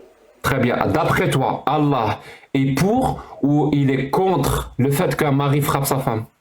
Alors, le sens que je t'ai donné, c'est le sens... Je répète, Allah, il est pour ou il est contre le fait qu'un mari frappe sa femme? Tu peux pas reposer la question jusqu'à ce que je te donne la réponse. Et pourtant, c'est ce que je vais faire. Pourquoi faire? Parce que j'aime pas la danse. Écoute, je te donne, je te jure, je suis pas croyant, je ne peux pas jurer sur Dieu. Je te donne ma parole, que je te donne de bon cœur ma définition. C'est que mais je remets pas en cause. Je ne remets pas en cause. Je ne remets pas en cause ta bonne volonté. Ce que je remets en cause, c'est je sais que l'endoctrinement oblige les gens à danser pour ne pas répondre à la question. Moi, je te donne la réponse que j'ai. Le mot dans le Coran qui est donné, c'est un mot en arabe, darbo. Et en arabe... C'est pas darbo, c'est varaba. Excuse-moi, je maîtrise pas l'arabe. Ce mot-là, on m'a dit, il pouvait être traduit par frapper en français. Et traduire, c'est déjà interprété. Mais il pouvait être traduit par corriger aussi. Oui, corriger Alors, et du coup, même en français, corriger, il a plusieurs sens. Je vais pas t'apprendre la polysémie. Donc, tu vas... Ok, j'ai compris. Donc tu dis frapper dans un contexte, on peut le changer par corriger. Tu le changes par corriger. Et après tu dis corriger. Ça peut aller aussi dans un sens, dire corriger une feuille d'examen. Et là tu vas me dire examen. Ça peut être aussi de chez le médecin. Le médecin, ça... Mais tu vas où comme ça, mon pote? Jack, tu réagis, tu rebondis. Allah, il est contre. Allah, il est contre ou il est pour qu'un musulman frappe sa femme? Pour moi, il est contre. Voilà. Il est contre. Donc explique-moi comment quelqu'un qui est contre le fait qu'un époux frappe sa femme, il est contre. Hein? Moi aussi je suis contre. Oui. Puisse prononcer la phrase: si vous craignez sa désobéissance, frappez-la. Il est débile ton Dieu, il ne sait pas parler. Lui, il est contre le fait de frapper. Mais quand il va l'exprimer, il dit frappez-les. Mais est-ce que tu crois un Dieu qui est débile mental? Il ne sait pas parler. Moi, quand je parle... Il ne sait pas s'exprimer. Écoute. C'est un Dieu ça, c'est un Dieu ça. Tu vois à quel point tu es obligé de tordre, à quel point tu es obligé de tordre ta croyance et ton Dieu au point de le rendre comme un, je sais pas, quelqu'un qui ne sait pas parler, juste pour continuer à croire. Je trouve ça dommage, vraiment. Moi, triste. Je sais très bien que ton travail, je t'ai écouté parler avec le précepteur, ça fait des années que tu travailles ce sujet-là. Mais j'ai pas la prétention de vouloir te convaincre. Bon, mon ami, tu es monté comme un musulman sunnite, mais tu es devenu franchement, coraniste là, parce que l'explication que tu es en train de donner, c'est pas une explication. Je te défie maintenant. Tu peux m'écouter, s'il te plaît? Oui, excuse-moi. Je te défie de me donner une explication d'un musulman sunnite, un savant, n'importe qui a cette explication-là. Toute l'explication que tu as donnée, c'est l'explication du coraniste. Et tu sais bien, chez les musulmans sunnites, les coranistes ne sont pas des musulmans. Mais nous, on s'en fout. Pour nous, tu fais ce que tu veux là. Parce que les textes, il faut d'abord apprendre comment la méthodologie des musulmans sunnites. Et quand tu as un verset coranique, quand tu as un hadith authentique, quand tu as un consensus. Alors là, je pense que tu as des problèmes, franchement, pour comprendre des trucs basiques sur l'islam. Mais c'est bien, tu as le courage, tu es venu discuter avec nous et j'espère que ça sera ton début là, pour apprendre et pour apprendre ton religion. Et franchement, tu es jeune et je pense que il n'est jamais trop tard, mon ami. D'accord. J'espère que je vous ai pas embêté, c'était pas le but, mais... Absolument pas. On a beaucoup on a vu déjà, tu as confirmé que pour nous, on n'est pas surpris. On sait très très bien. Moi, je suis un Algérien. Si je parle des Algériens parce que je connais bien mon société et je sais que plus de, je sais pas, au moins 98%, 99%, ça fait des années qu'on fait ça et qu'on espère leur religion. Et quand tu n'as pas des arguments, alors là, tu commences à zigzaguer, à utiliser les autres explications. Je sais que tu l'as pas fait exprès, mais je te dis bonne chance, mon ami, et merci beaucoup pour tu es quelqu'un respectueux et gentil et tout. Alors.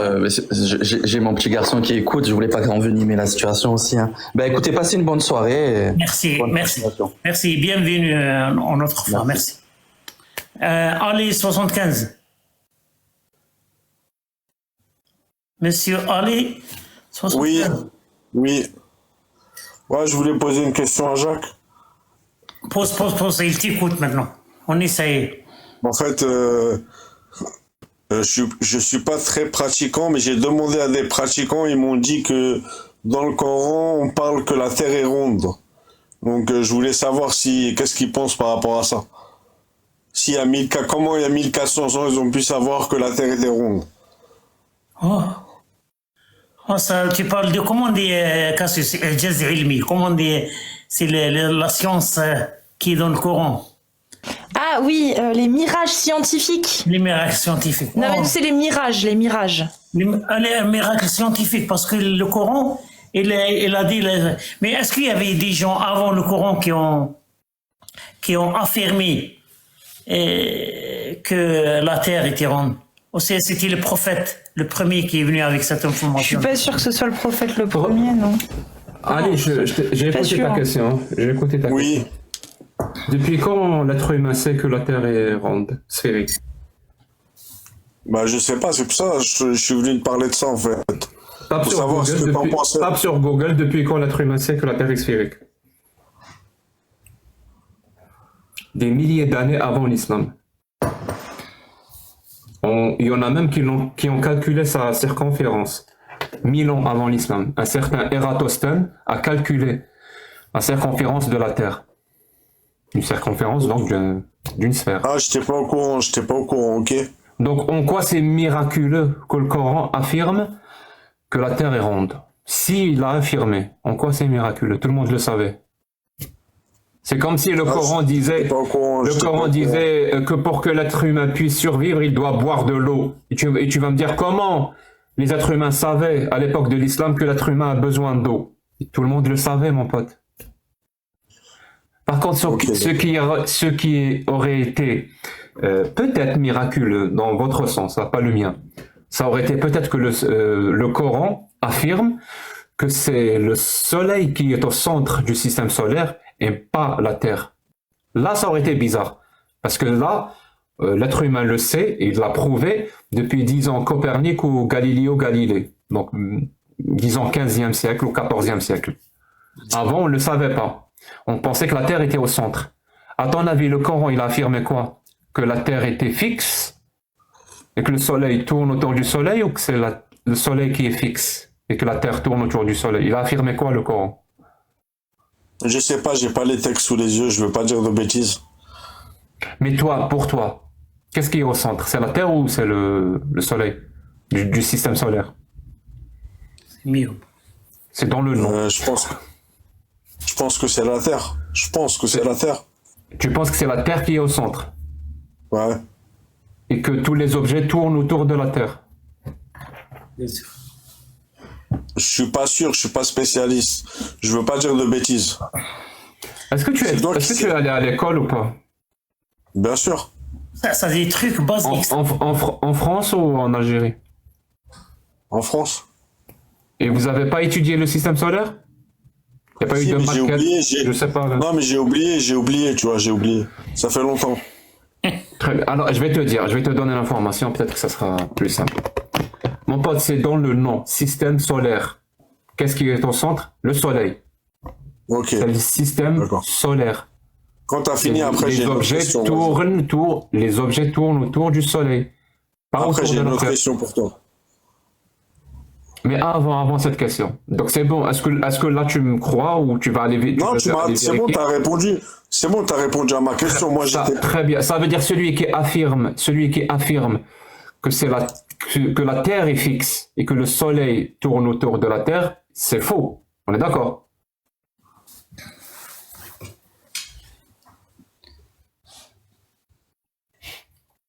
Bah, je suis pas sûr. Va vérifier. Bah, je vérifierai après le live, je vérifierai. Mais j'ai une autre Vérifie quoi? question pour toi. Tu vas vérifier quoi? Bah, par rapport au système solaire, si c'est la Terre ou le Soleil. Qui est au centre? Voilà. Tu vas vérifier ça? Ouais. Tu m'as dit que tu étais musulman, c'est ça? Oui. Est-ce que tu peux me dire la shahada, s'il te plaît? Franchement, je pense que j'ai pas besoin de la dire comme ça. Si tu as besoin. Si je la dis, je vais la dire à Dieu. Tu vois, je vais pas la dire dans un live comme Si ça. tu ne la dis pas, je vais te faire descendre. Choisis. Bah, je préfère pas la dire. Ok. Non seulement je vais te faire descendre, mais je vais aussi te bloquer. Voilà, Je peux te poser une question? Je peux te poser une question? Bien sûr que non. C'est dommage. Ouais, très dommage, ouais. Jack, Prendre les gens pour des cons.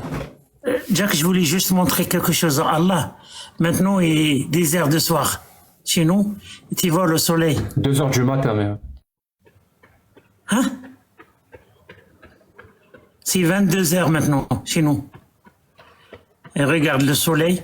Alors, alors Allah se trompait là, quand il disait dans le Surah qu'on faisait le Ramadan là. Alors quand tu vois,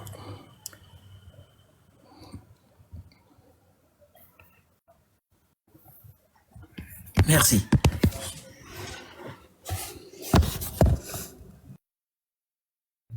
Est-ce que je refais une petite annonce?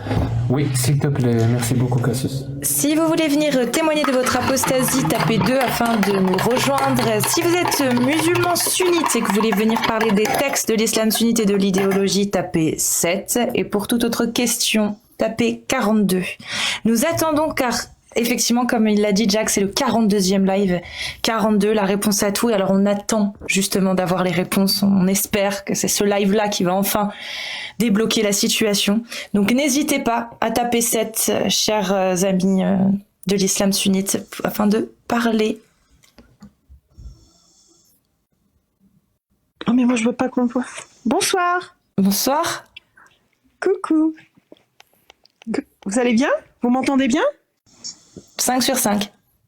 On s'est vu, on s'est parlé vendredi, c'est ça? Oui. Libéré et délivré. C'est ça. Lundi, pardon, pas vendredi. Lundi. Ah oui, c'est vrai, c'était lundi. Absolument. Vous allez bien? Tout le monde va bien? Oui, depuis lundi, on va bien. Bah, c'est parfait, super. Et toi? Oui, ça va. J'étais toute, chamboulée de vous avoir. Donc, j'ai réécouté. Je me suis dit, oh là là, c'était complètement décousu. Donc, voilà. Tu te souviens, Jack, de mon témoignage? Pour moi, c'était pas décousu.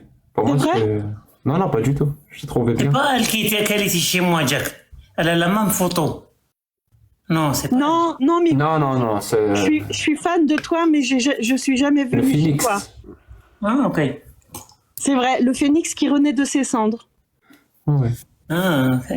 Tout à l'heure, je parlais de vous à une amie et je lui disais, je pense qu'ils ne se rendent pas compte de l'effet de l'impact qu'ils ont dans une vie. Bah, Et je lui disais, et raconte-nous ton histoire, on t'écoute. Je recommence. Est-ce que tu peux me poser des questions plutôt parce que c'est très décousu. Vas-y, Ouais. d'accord, ça marche. Ok, Mais je peux t'aider là. Bon, ça fait longtemps que tu connais Jack? ça fait 3 semaines. 3 semaines que je vous ai tous découverts un peu en même temps. Ah, en même temps? Ouais. Comment Via, comment elle s'appelle Adela. Adela, j'ai vu des vidéos où elle était en train de manger du porc et elle disait, elle avait plusieurs personnes autour d'elle et elle leur disait ce qu'elle pensait, etc. J'ai pas compris au départ sa démarche. Je me demandais pourquoi elle faisait ça. Et je me suis intéressée, je suis partie dans je me suis abonnée à son compte YouTube et en même temps je vous ai découvert vous avec elle et de fil en aiguille maintenant ça fait 3 semaines que je vous écoute et que j'apprends de jour en jour, plus les jours passent et plus j'en apprends. Que ce soit grâce à tu étais musulmane? J'étais musulmane, j'étais musulmane, on va dire, jusqu'à 30 ans en réalité. Parce que lundi, quand j'étais dans le live avec Cassius et Jack, je disais que j'ai apostasié il y a 3 semaines quand je vous ai découvert. En réalité, je me suis fâchée avec la religion quand j'avais 30 ans. J'ai tout arrêté, je ne pratiquais plus, j'ai mangé du porc, je faisais plus le ramadan, etc. Mais pour moi, j'avais pas encore apostasié. J'étais pas dans le processus de l'apostasie. C'était comme si je me nafrad en fait. J'étais opposée à l'islam, tu vois. Mais tu es née comme musulmane, non? Oui, je suis née comme musulmane. Je me suis opposée à l'islam, j'en avais marre en fait. J'étais en colère contre l'islam à l'âge de 30 ans.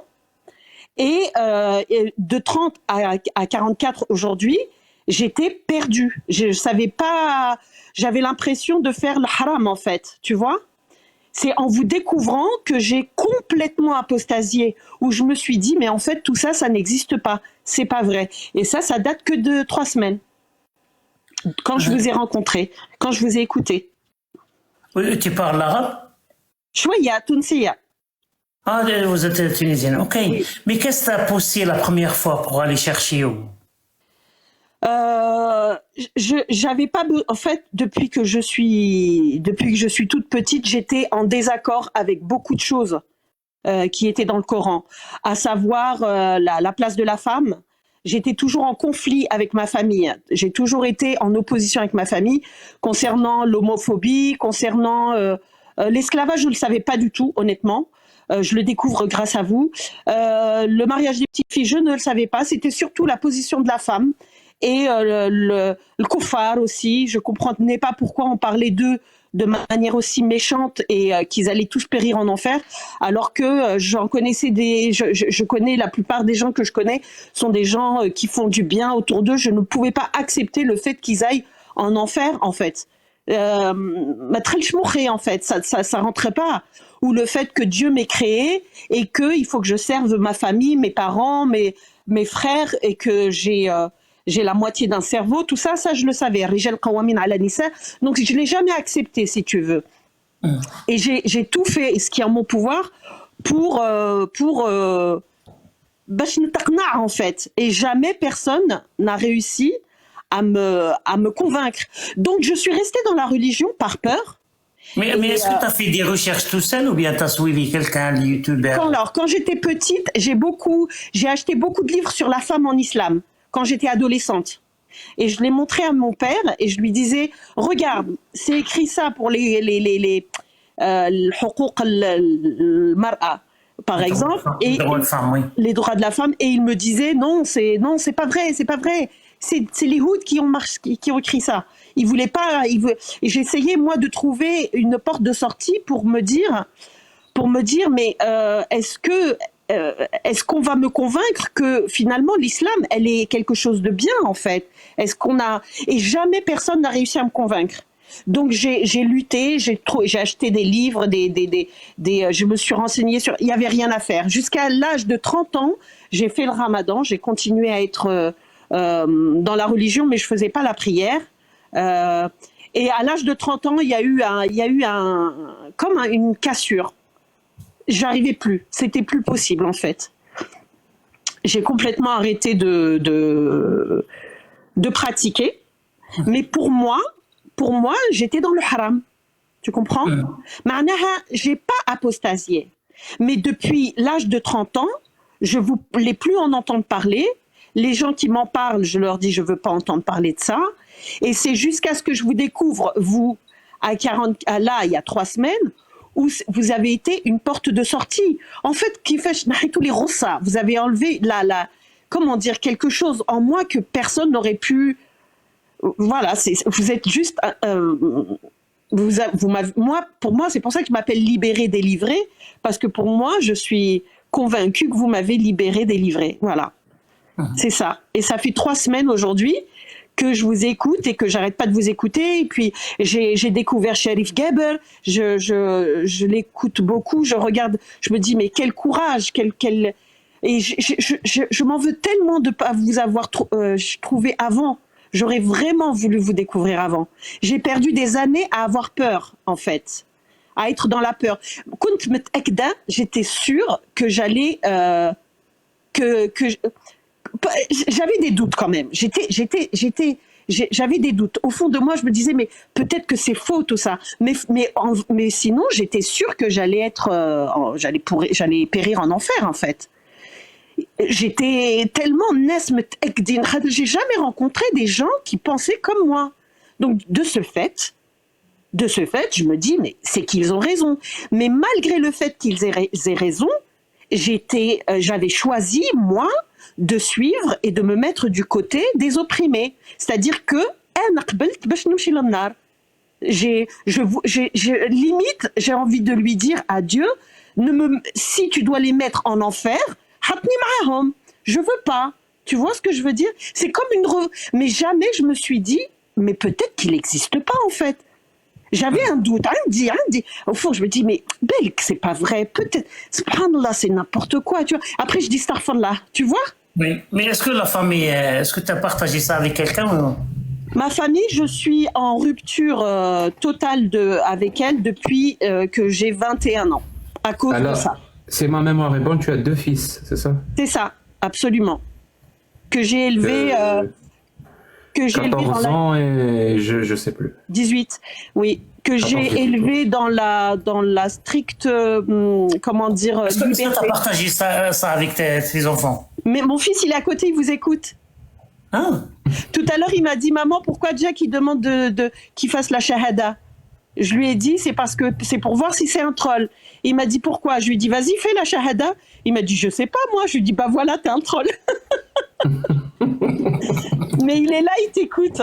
Il t'écoute. Alors, je le salue. Je sais pas si tu veux donner son nom ou pas, mais je te salue. Bonjour. Bonjour. C'est le 18 ou le 14? Le 18. Ah, vous voulez lui parler? C'est à lui de voir. Tu veux leur parler? Pas, y a pas de souci. Ah oui, il est très ouvert d'esprit. Bah, comme ça, avec plaisir, vas-y. Allô? Bonjour. Bonjour. Alors, comme ça, t'es athée? Oui, totalement. Comment mais comment, Mashallah. Ouais.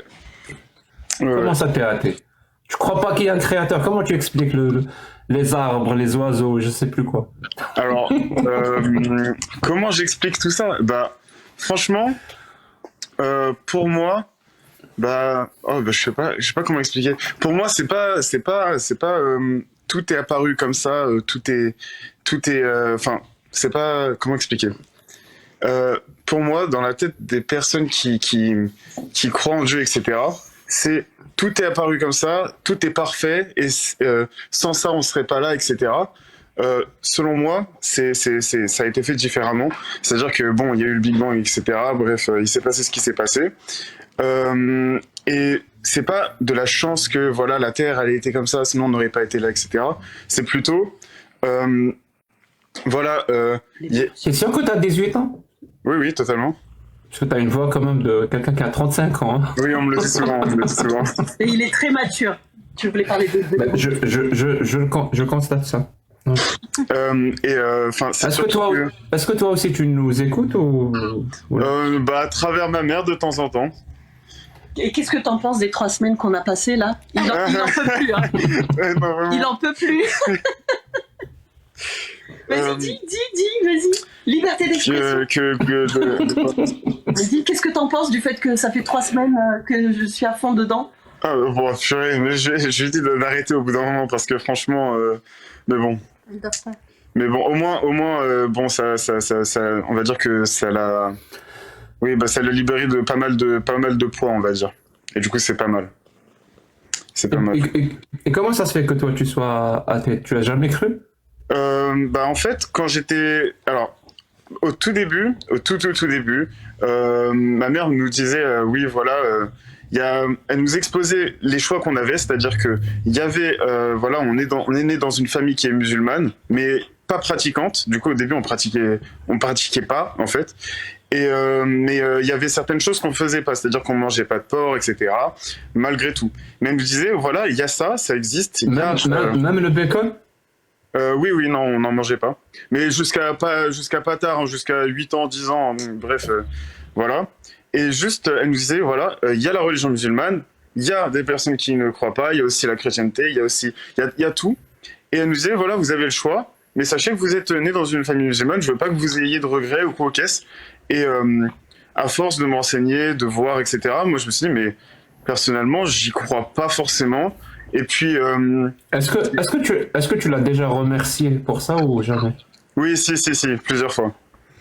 Franchement, oui, plusieurs fois, parce que je suis content de pas avoir tout ça dans ma tête personnellement. Et puis, une des choses qui a fait que moi, personnellement, enfin, une fois, je me suis évanoui, c'était pas grand-chose, hein, mais je me suis évanoui et la vision que j'avais, j'ai jamais eu vraiment cette vision, mais du paradis et de l'enfer, à partir de ce moment-là, personnellement, elle est complètement partie. Enfin, selon moi, ça existait plus, enfin pas. Ça avait plus de sens. Ça avait plus de sens parce que quand je me suis évanoui, c'était vraiment un blackout, mais un blackout pur. Et je me suis dit, mais si en m'évanouissant, je ne vois vraiment plus rien, et que si on me réveille pas, je m'en fiche entre guillemets. Si la mort c'est encore plus un blackout que ça, en quoi le paradis et l'enfer serait une nécessité? Et du coup, je me suis dit, ça a pas de sens. Enfin. Non, en fait. Et puis, une fois, j'ai ouvert le Coran, je suis tombé sur une page avec, je sais plus quoi, les juifs, nanana. J'ai lu ça, j'ai fait, mais c'est une aberration. Quoi, nanana? Je me souviens plus. J'ai pas envie de dire. Non, on a compris. Je me suis dit, franchement, c'est une aberration, c'est n'importe quoi. J'ai appelé mon pote, j'ai dit, écoute ça, il est pas musulman, mon ami, hein. J'ai dit, écoute ça, je lui ai lu le truc, et il a dit, non, mais c'est trop grave, et franchement, bref, un amas de choses qui a fait que moi, je me suis dit, mais c'est... Enfin, moi, personnellement, j'y crois pas, et je crois pas au fait que, voilà, on est là, et tout est apparu comme ça, c'est incroyable, mais plutôt, il y a eu... il y a une évolution, et voilà, on est apparu au fur et à mesure, et puis, c'est pas un miracle, c'est juste que, voilà... En tout cas, je te trouve vraiment très mature pour toi. Oui, il est très intelligent. Comment ça se passe? Oui, comment ça se passe à l'école avec tes amis? Ah bah ça se passe très très bien. Hein. Bon, moi quand même au collège, quand j'ai commencé du coup à manger du porc, etc. J'ai beaucoup de mes amis qui me reprenaient, etc. Et puis moi personnellement, Ça veut dire quoi, me reprenez? ils me disaient ouais non t'es musulman, je sais pas quoi. Et au début je leur disais oui mais je suis pas pratiquant mais je mange quand même et tout. Et au bout d'un moment franchement ça m'a saoulé et je leur ai dit bah non en fait je suis pas musulman et puis je mange du porc et alors. Oui, Et puis, ils ont eu beaucoup de discrimination. Ah. les deux. J'aime bien le et alors. Et alors? Bref, et voilà. Maintenant, du coup, ça se passe vraiment, en fait, les gens ont pris en maturité. Et du coup, enfin, ils s'en fichent, en fait, que je mange ou pas, que je sois croyant ou non. Sauf un ou deux qui continuent de me dire oui, tu sais, t'es né dans une... Ouais, c'est ça, c'est haram, etc. Arrête, enfin... tu sais, Dieu, il a dit ça, tu sais, Dieu, ça. Moi, je dis, franchement, arrête. En fait, au début, je l'écoutais, je disais, ok, merci. Et j'essayais de pas le vexer, etc. Maintenant, mais vraiment, quand il essaye de me convertir au Pocahontas, franchement, ça me... Enfin, je dirais pas que ça m'énerve, mais franchement, au bout d'un moment, enfin, j'ai compris, merci. Et sinon, mes potes qui sont croyants, je les respecte. J'irai jamais leur mettre des bâtons dans les roues dans leur religion. Voilà, je respecte ce qu'ils font. Franchement, s'ils se sentent bien dans ce qu'ils font et qu'ils continuent à être des bonnes personnes, qui continuent à l'être, j'ai pas envie de les vexer, à leur dire oui, voilà, c'est pas... Enfin, je m'y connais pas assez pour rentrer dans les détails par rapport à ça, mais juste, si il me dit que voilà, il a sa prière à telle heure, etc., et qu'il doit y aller, je lui dirais, vas-y, y a pas de souci. Franchement, j'irai pas... En tout cas, pour quelqu'un de 18 ans, tu as des paroles très sages. N'est-ce pas? Est-ce que ta mère est encore là? Oui, oui. Oh oui, je suis toujours là. Est-ce que tu es fier de lui? Mais tellement, mais Est-ce que tu le lui dis? tellement, toujours. Mashallah, là où je dis. Toujours. Et ça, le mashallah, ça partira pas, ça fait partie de mon vocabulaire. Hein. Ouais. On s'approprie ce qu'on veut. Voilà, Comme on veut. Non, je suis très fière d'eux et à la fin de mon témoignage sur YouTube, j'avais fait une dédicace pour eux d'ailleurs. Le dernier mot, il était pour eux, pour dire combien j'étais fière d'eux et j'étais surtout contente et fière de moi d'avoir fait ce choix malgré mes peurs, malgré les atrocités que je ressentais au plus profond de moi-même. J'ai quand même décidé de les élever dans la liberté de croire pour qu'ils n'aient pas la souffrance que j'ai moi au fond de moi. J'ai envie de dire que j'avais, parce que maintenant depuis 3 semaines ça va mieux, cette peur, cette angoisse, je voulais pas leur véhiculer en fait. Donc je leur ai pas inculqué ça. Et je suis tellement heureuse de l'avoir fait, surtout après vous avoir découvert et avoir eu les preuves tangibles et je vais pas dire irréfutables, parce que tu m'as dit la dernière fois que c'était pas le bon mot. Factuel, que effectivement j'étais dans j'étais dans le vrai quoi, et que vous m'avez juste mâché le travail finalement pour être bien avec moi-même en fait, tout simplement. Et je suis fière de tous les deux. Ils sont très matures et ils sont libres d'être ce qu'ils veulent. Et je suis de leur côté. Voilà, tout simplement. Bravo. merci beaucoup, madame. Vous pouvez pas savoir à quel point ça nous fait plaisir d'entendre. Oh, c'est super. Écoutez, votre témoignage à vous et à votre merci. fils. Ça va nous motiver. C'est le peu que je puisse faire, mais tellement. Vous vous rendez pas compte. Je vous dis, je disais ça à mon ami tout à l'heure, qui est en dissonance cognitive à fond, mais vous inquiétez pas, je m'en occupe. Elle vous écoute là. Elle est en dissonance, mais je vais y arriver. Mais c'est ce que je lui disais. Enfin bref, je lui disais, mais ils se rendent même pas compte de l'impact qu'ils ont dans une vie. C'est-à-dire que vous vous rendez pas compte. C'est pas possible.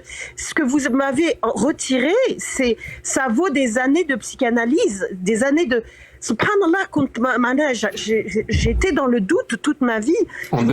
Ça veut dire qu'on devrait être remboursé par la sécurité sociale. Wallah, tellement. Franchement, vous vous rendez pas compte. Wallah, vous vous rendez pas compte. Donc si je peux vous aider, je le ferai de toute manière. Moi, j'en parle autour de moi. Non, mais ce que tu fais là, c'est déjà beaucoup. Il y a des personnes à qui je dis, je veux pas rentrer dans les détails. Je dis juste. Tu vois, par exemple, les personnes très pieuses et très pratiquantes, je dis, c'est marrant ce qui se passe sur Internet, là, il se passe Saoura, tu connais Mihoub, Jack le Fou, Non, bah regarde, juste je dis ça, je donne pas mon avis, je dis rien. Je dis rien du tout. Pour ne pas, tu vois, pour qu'ils découvrent par eux-mêmes, tu vois. Et je dis, c'est incroyable, quoi. Je dis que les lives sont incroyables, c'est plein de... impressionnant. Mais je donne pas mon propre avis. Comme ça, ils découvrent par eux-mêmes. Et ceux, par contre, qui sont réceptifs, dont ma copine, là, dont je vous ai dit, je m'en occupe, elle, par contre, on va dans les détails, etc. Et on discute ensemble, quoi. Donc, c'est très intéressant. Mais ce que vous m'avez retiré aussi, c'est cette...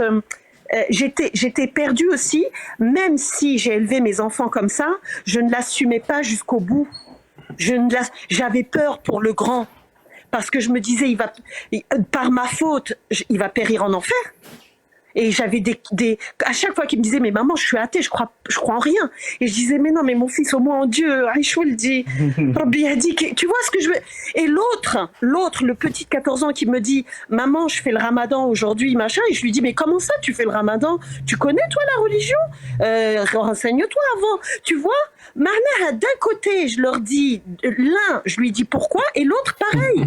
Parce que j'étais moi-même perdue, en fait, tu vois? Et jusqu'à ce que je vous découvre, et puis, encore une fois, et je l'ai dit dans le live de YouTube, vous ne donnez pas votre avis. À aucun moment, vous ne donnez votre avis. Ce sont des choses factuelles. Il suffit d'aller vérifier. Il suffit de lire. Maintenant, si vous êtes de mauvaise foi, vous voulez pas voir les choses comme elles sont écrites. Daraba, c'est pas daraba. Esclave, c'est pas esclave. Écoute, là, je peux rien pour vous. Mais moi, personnellement, et je le répète, je ne vous connais pas, je ne sais pas si on aurait été amis dans un autre... C'est pas l'idée, je ne sais pas du tout. Tu vois, je sais juste que vous nous avez mâché le travail à nous montrer les textes, à voir... Et tu sais, une fois que vous nous mettez le début, maintenant, j'arrive à trouver des choses par moi-même, tu vois. Qui m'a halik lil beb, en fait, je sais pas comment expliquer. C'est comme une ouverture. Et subhanallah, j'étais... Il rigole, mon fils. Quand j'ai dit subhanallah, il a rigolé lui aussi. J'étais dans la zalma, tu vois, dans l'obscurité. Et tu sais, ça me donne l'image des gens qui disent, quand j'ai lu le Coran, j'ai vu la lumière. Moi, quand je vous ai vu, j'ai vu la lumière. Merci, madame. Voilà, merci à vous. Merci. Continuez et je vous aime très fort. Merci pour ce que vous avez fait pour moi. Merci à toi. On vous aime très fort. Merci beaucoup. Bisous, à bientôt. Je vous écoute. Et prenez soin de vous et de votre femme. Merci, toujours. Merci. À bientôt. Courage. Au revoir. Continue. Merci, au revoir. Vas-y, Quand son fils a dit j'ai ouvert le Coran sur une page sur les Juifs, ça m'a rappelé un truc que j'ai lu hier. Je crois que je voulais envoyer sur Discord. C'est Quran Challenge. Vous savez ce que c'est ou pas? Le Quran Challenge. C'est-à-dire un groupe, on fait le Quran Challenge, c'est que chacun ouvre le Coran au hasard et il applique tout ce qui est écrit dans la page. C'est-à-dire chacun ouvre le Coran au hasard et il applique ce qui est écrit sur la page. Et le dernier qui finit en prison, il a gagné. J'ai trouvé ça. C'est le Quran Challenge. Ouais. Je suis désolé, c'était juste une petite blague. Vas-y, numéro 7. Ou bien numéro 1. C'est quoi les numéros? Je sais plus, à chaque fois elle invente des nouveaux numéros. Mais non, tu m'avais dit 7 comme ça. J'ai fait monter 7 là, moi. Ah, 7, ok. Ouais. Parce qu'il y a des gens qui écrivent numéro 2. C'est quoi le numéro 2? C'est Aposta. Aposta qui veut raconter son histoire. Oui, on veut des histoires qui passent de 20 ou 25. Willy. Bon, je crois que c'est des enfants. Bah alors, comment ça? Pourtant, je spécifiais pas d'enfants dans le live. S'il vous plaît, si vous êtes musulman sunnite et vous avez quand même assez de courage pour défendre ce que vous croyez, on vous attend, on vous écoute. Si tapez le chiffre 7, pardon. Si vous êtes apostat et que vous n'avez jamais encore raconté votre histoire, nous, ça nous intéresse. Tapez le chiffre 2. Et si vous avez juste une question khif drif, donc vite fait, bien fait, rapide, tapez le chiffre 42 au 42e live. C'est 7, Charton. C'est Charton. C'est Charton. Charton. Bonsoir, bonsoir. Salam Bonsoir, alaikum. Charton.